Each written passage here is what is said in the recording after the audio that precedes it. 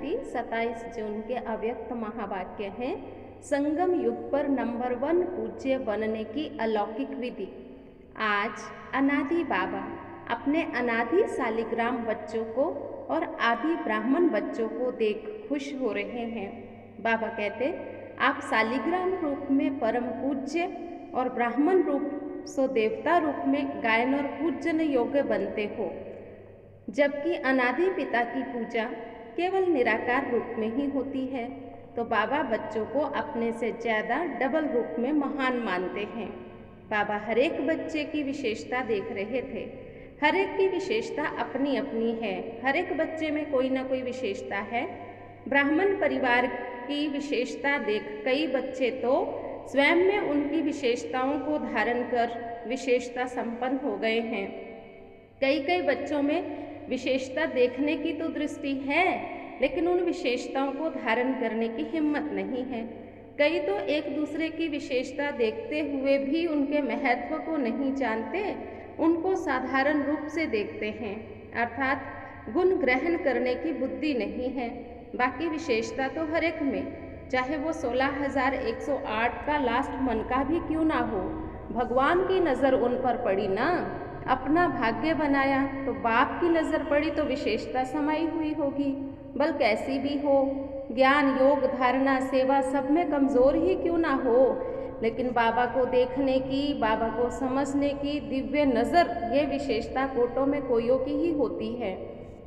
ऊंचे ते ऊंचे बाबा के बन गए, इसलिए विशेष हो गए। तो अब अपनी विशेषता को कार्य में लगाना, अर्थात धरती में बीज डालना। बीज डालेंगे तो विस्तार का फल तो मिलेगा ही। बाबा कहते, बच्चे जब विशेषता कार्य में लगाते हैं तो फल भी आते हैं, लेकिन उसके साथ साथ चिड़िया, पंछी ये आते हैं।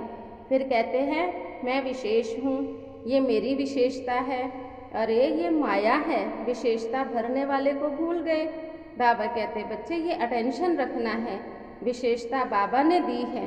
अगर ऐसा नहीं करेंगे तो ये विशेषता खंडित हो जाएगी। जैसे खंडित मूर्ति की पूजा नहीं होती है, ऐसे ये भी खंडित हो जाएगी। माना जाएगा सर्विसेबल है, महारथी है, ब्राह्मण परिवार के दिल के स्नेह का पात्र पूज्य नहीं बन पाएगा। एक है दिल का रिगार्ड, दूसरा है बाहर का रिगार्ड। मर्यादाओं के परमान रिगार्ड देना पड़ता है, तो यह दोनों में अंतर पड़ जाता है। बाबा पूछते हैं कि बच्चे देखो, दुनिया में जिसको पूजते हैं तो भक्ति में क्या करते हैं? आरती करते, धूप जगाते, तिलक लगाते हैं। पूजते तो यहाँ भी हैं, लेकिन यहाँ क्या है? दिल के स्नेह की आरती होती है, शुभ भावनाओं की धूप होती है, भलिहार जाने का उमंग, उत्साह, समृद्धि का तिलक होता है।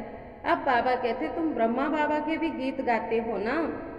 ये सब विशेषता पूज्य बनने की ही है।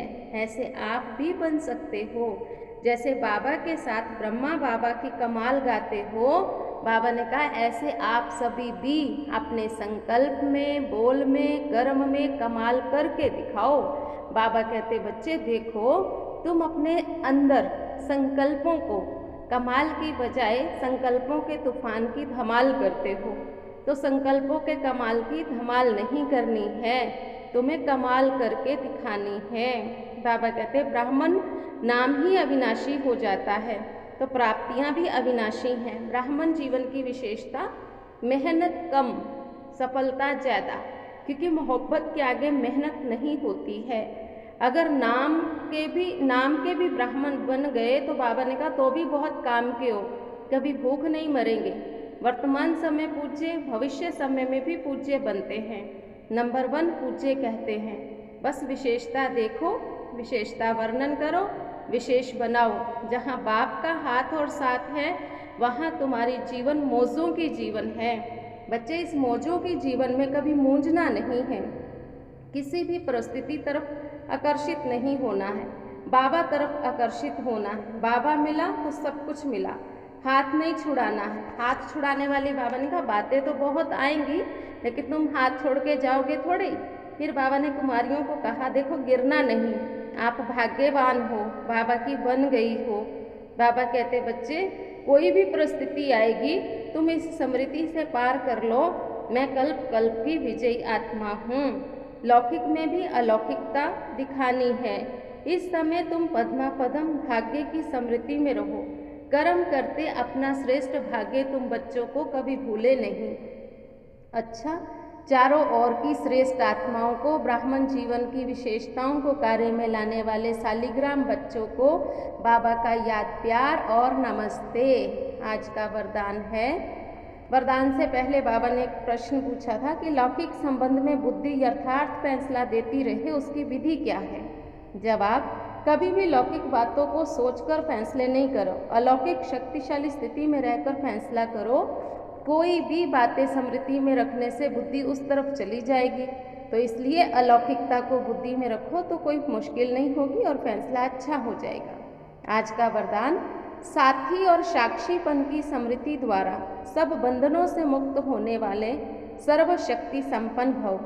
सर्वशक्ति से संपन्न, अधीनता से परे होने के लिए दो शब्द सदा याद रहे, एक साक्षी, दूसरा साथी। इससे बंधन मुक्त अवस्था जल्दी बन जाएगी। सर्वशक्तिवान बाबा साथ है तो सर्व शक्तियाँ स्वतः ही आ जाती हैं। साक्षी बनकर चलने से कोई भी बंधन में फंसेंगे नहीं। निमित्त मात्र इस शरीर में रहकर कर्तव्य किया और साक्षी हो गए। इसका विशेष अभ्यास बढ़ाओ। स्लोगन है, अशुद्ध और शुद्ध दोनों की युद्ध है तो ब्राह्मण की बजाय क्षत्रिय हो। स्वमान है, मैं सर्वशक्ति संपन्न आत्मा हूँ। ओम शांति।